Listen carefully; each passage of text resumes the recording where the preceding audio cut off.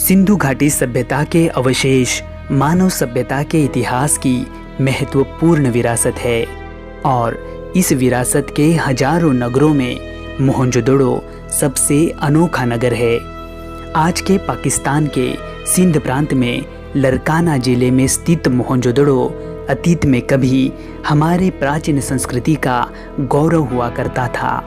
आज से 5000 साल पहले ये जैसा था आज भी बिल्कुल वैसा ही है। इस शहर की प्राचीन गलियों और सड़कों पर हम आज भी वैसे ही घूम फिर पक्व, नियोजित और उत्कृष्ट शहर माना जाता है। पुरातत्वविदों के अनुसार लगभग 2600 से 1900 ईसा पूर्व के बीच आबाद रहा ये नगर अपने समय में समाज के सबसे धनिक, विद्वान और व्यापारियों का गढ़ हुआ करता था। आज भी हमें इस नगर के अवशेष लगभग 125 हेक्टेयर के दायरे में बिखरी अवस्था में दिखाई देते हैं। यहाँ पर कदम रखते ही हमें यहाँ की ईंटें अपनी तरफ आकर्षित कर देती है। विश्वास ही नहीं होता कि हम हजारों साल पुराने प्राचीन खंडहर में हैं। बिल्कुल इसी तरह की ईंटें हम आज भी अपने घरों में इस्तेमाल करते हैं। फ़र्क सिर्फ इतना है कि मोहनजोदड़ो की ईंटें दुनिया की सबसे प्राचीन ईंटें हैं। दरअसल इस कहानी की शुरुआत होती है सन 1911 में। उस दिन सिंधु नदी के रास्ते किश्ती से यात्रा कर रहे प्रोफेसर D.R. भंडारकर जी की नज़र नदी किनारे स्थित एक टीले नुमा खंडहर पर पड़ी। वहाँ का निरीक्षण करने के बाद उन्हें वहाँ पर एक प्राचीन बौद्ध स्तूप के अवशेष और कुछ बौद्धकालीन सिक्के नजर आए। उन्हें लेकर वे भारतीय पुरातत्व सर्वेक्षण विभाग के तत्कालीन प्रमुख सर जॉन मार्शल के पास गए। उस समय हड़प्पा का दौरा कर रहे सर जॉन मार्शल ने तुरंत ही मोहनजोदड़ो को भी भेंट दी और उसका बारीकी से निरीक्षण किया। अपने व्यापक निरीक्षण से सर जॉन मार्शल ने वहाँ पर बौद्ध स्तूप के साथ साथ अति प्राचीन अवशेष होने की भी पुष्टि की और फिर सन 1922 में सर राखलदास बैनर्जी के निगरानी में मोहनजोदड़ो में आधिकारिक तौर पर उत्खनन कार्य को शुरुआत हो गई। इस उत्खनन के दौरान उन्हें बड़ी मात्रा में ईंट से बनी इमारतें, मिट्टी के बर्तन, धातु की मूर्तियाँ और अति प्राचीन मुहरें मिलने लगी, जिससे ये स्पष्ट हो गया कि यहाँ का बौद्ध स्तूप और उत्खनन से निकल रहे नगर के अवशेष ये दोनों अलग अलग समय अंतराल में स्थापित अलग अलग सभ्यताएं थी। पुरातत्वविद अनुमान लगाते हैं कि बौद्ध स्तूप की वास्तु दूसरी शताब्दी के आसपास बनी होगी, जबकि मोहनजोदड़ो नगर ईसा पूर्व 2600 के आसपास यहाँ पर स्थापित हो चुका था। इतना पुराना नगर होने के बावजूद भी इस शहर का मुख्य ढांचा आज भी मजबूत है। यहाँ का प्रसिद्ध जलकुंड जो ग्रेट बाथ के नाम से दुनिया भर में मशहूर है, वो 40 फुट लंबा, 25 फुट चौड़ा और लगभग 7 फुट तक गहरा है। कुंड में उतरने के लिए उत्तर और दक्षिण दिशा की तरफ से सीढ़ियाँ हैं और 8 स्नान घर भी है। निरीक्षण से पता चलता है कि इस कुंड को काफ़ी समझदारी से बनवाया गया था। यहाँ की ईंटें आज भी इतनी पक्की हैं कि जिसका कोई जवाब ही नहीं। बाहर से आने वाले अशुद्ध जल को रोकने के लिए कुंड के तल और दीवारों पर चूने और चिरोड़ी से बने गारे को लगाया गया है। दीवारों में डामर का प्रयोग भी किया गया है।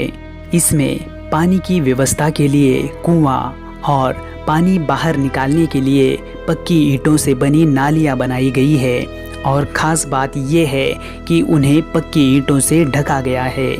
आज सिंधु घाटी सभ्यता की पहचान यहाँ की पक्की ईंटें और ढकी हुई नालियों से ही है।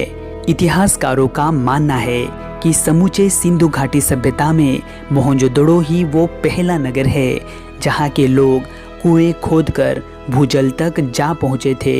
इसीलिए वहाँ पर लगभग 700 के आसपास कुएं थे। यहाँ की बेजोड़ जल प्रबंधन और जल निकास प्रणाली, कुएं, कुंड एवं नालियों को देखकर हम ये कह सकते हैं कि मोहनजोदड़ो के लोग असल मायने में जल अभियंता थे।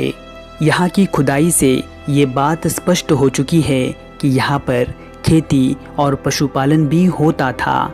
रबी की फसलों में यहाँ पर गेहूँ, सरसों, जौ और चने की खेती के प्रमाण मिलते हैं।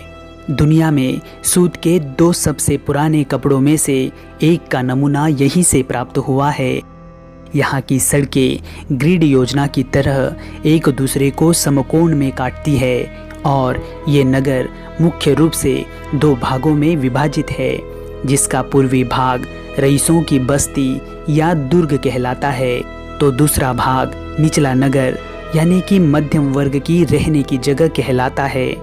पूर्वी भाग पर बड़े मकान, चौड़ी सड़कें और कई सारे कुएं हैं, जबकि निचले भाग में छोटे मकान, छोटी सड़कें और सड़क के दोनों तरफ घर है, जिनकी पीठ सड़क की तरफ और दरवाजे गलियों में खुलते हैं।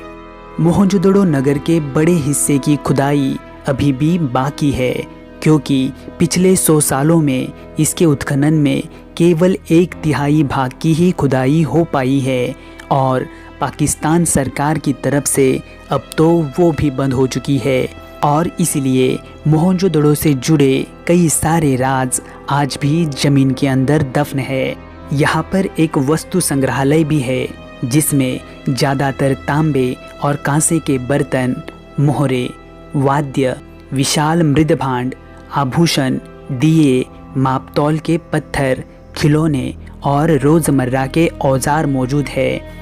विद्वानों का अनुमान है कि सिंधु सभ्यता में अनुशासन हथियारों के बल पर नहीं तो बुद्धि के बल पर स्थापित था और यही वजह है कि यहाँ पर औजार तो कई सारे हैं लेकिन हथियार एक भी नहीं। सिंधु घाटी सभ्यता के लोगों में कला या सृजना का महत्व भी अधिक था। केवल वास्तुकला या नगर नियोजन ही नहीं तो धातु और पत्थर की मूर्तियाँ, मृदभांड, उन पर चित्रित मनुष्य, वनस्पति और पशु पक्षियों की छवियाँ, सुनिर्मित मुहरे, उन पर सूक्ष्मता से उत्कीर्ण आकृतियाँ, खिलौने, केश विन्यास, आभूषण और सुघड़ अक्षरों का लिपि रूप सिंधु सभ्यता को तकनीक सिद्ध होने के साथ साथ कला सिद्ध भी साबित करता है। सिंधु घाटी सभ्यता की विशेषता उसका सौंदर्य बोध है, जो किसी भी राजा या धर्म द्वारा पोषित नहीं था, बल्कि वो लोकतांत्रिक समाज द्वारा पोषित था और इसीलिए सिंधु घाटी सभ्यता को दुनिया भर में अपने समय काल की सबसे उन्नत और सबसे सभ्य सभ्यता होने का बहुमान अर्जित है। तो दोस्तों, आपको ये जानकारी कैसी लगी? आप हमें कमेंट बॉक्स में ज़रूर बताइए। वीडियो को लाइक करके अपने दोस्तों में शेयर कीजिए